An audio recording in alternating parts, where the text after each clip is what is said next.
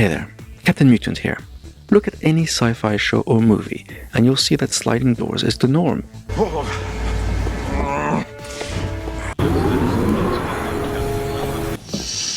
Transporter room. So I couldn't make a space outpost without incorporating them into my design. Through all the versions of my outpost, this is actually one concept that has remained the same throughout. The only difference is the piece I used to manually control the doors, but we'll get to that in a bit. The concept is pretty simple. Put a lever somewhere that turns a wheel that makes the door move in and out of a cavity wall. Of course, in order to do this, I had to make pretty thick walls, 3 studs wide in fact.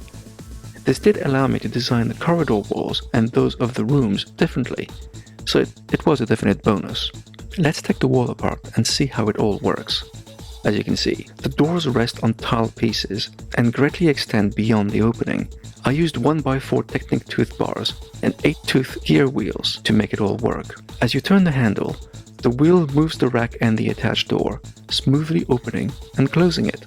It was crucial for everything to remain concealed inside the wall, so the size of the module actually became dependent on the Technic gear rack piece.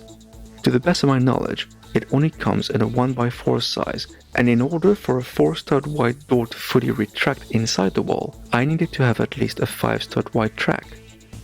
As I wasn't going to start cutting Lego pieces to suit my needs, this meant each door had to have an 8-stud long mechanism, making the entire door construct 12 studs long in total.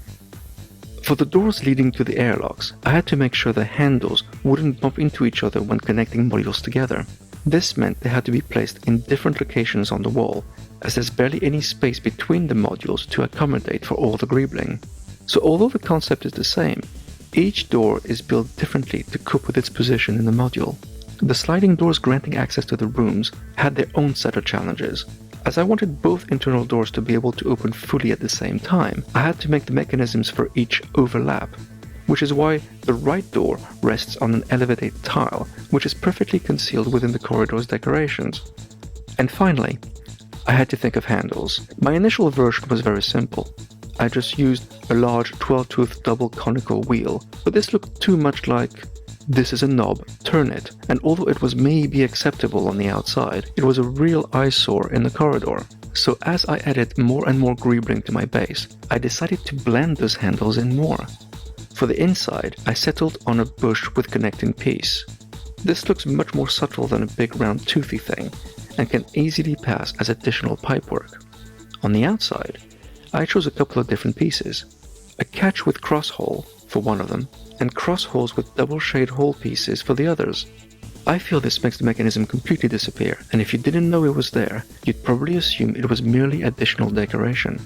That's all I have for today. Let me know what you think in the comments, and if there's something specific you'd like me to cover in a future episode. Don't forget to add your support to my LEGO Ideas proposal, the link is in the description, and I'll speak to you next time.